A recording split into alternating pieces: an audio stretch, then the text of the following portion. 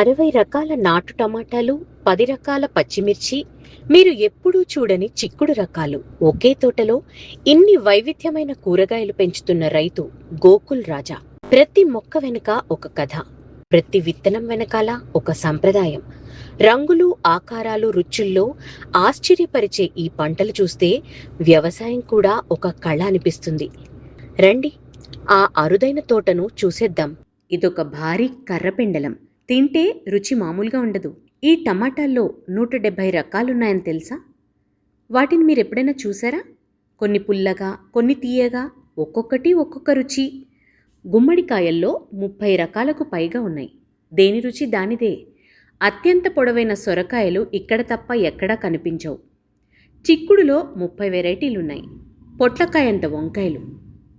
ఆనపకాయల్లో అయితే అనేక రకాలున్నాయి. అదిరిపోయే రుచులు. నిలువెత్తు పొట్లకాయలైతే నిలబడి చూసి తీరాల్సిందే.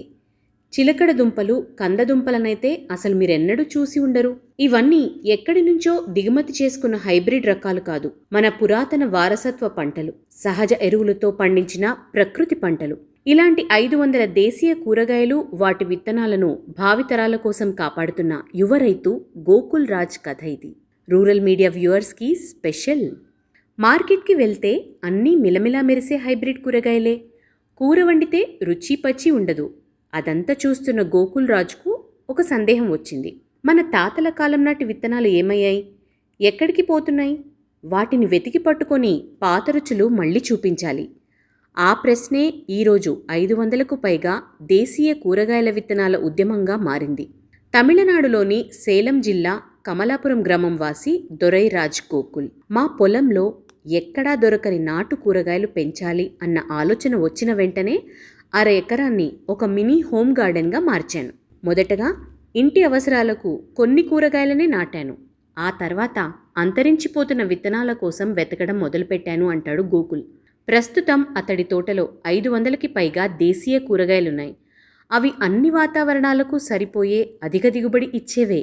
నల్ల టమాటా, వంకాయలు, బెండకాయలు, ఇంకా అనేక రకాల మిర్చి, ముల్లంగి, చిలకడ దుంపలు, ఉల్లిపాయలు, పూలు, మొక్కజొన్న, ఇలా ప్రతిదీ పురాతన పంటలే.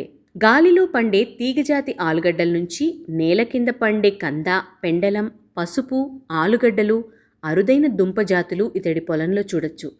గత 2 ఏళ్లుగా పాత పంటలు, విత్తనాలు అందరికీ పరిచయం చేయడానికి సీడ్ ఫెస్టివల్ని సేలంతో పాటు ఇతర ప్రాంతాల్లో నిర్వహిస్తున్నాడు.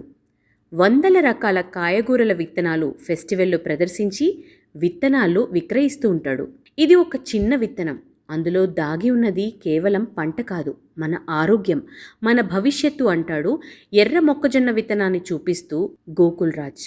అంతరించిపోతున్న ఎర్ర రంగు మొక్కజొన్న, నల్ల పసుపు, పలు రకాల టమాటా ఇతడి పొలంలో తప్ప ఎక్కడా కనిపించవు. ఇతడు కూరగాయలు అమ్మడు, విత్తనాలు మాత్రమే అమ్ముతాడు. ఎందుకంటే ఒక్క విత్తనం చాలు 100 పంటలకు సమానం అనే నమ్మకం అతనిది. గోకుల్ రాజ్ అంటే సామాన్య యువ రైతు మాత్రమే కాదు, ఒక విత్తన సంరక్షకుడు. అంతరించే దశలో ఉన్న మన దేశీయ విత్తనాలకు కాపలా కాస్తున్నాడు.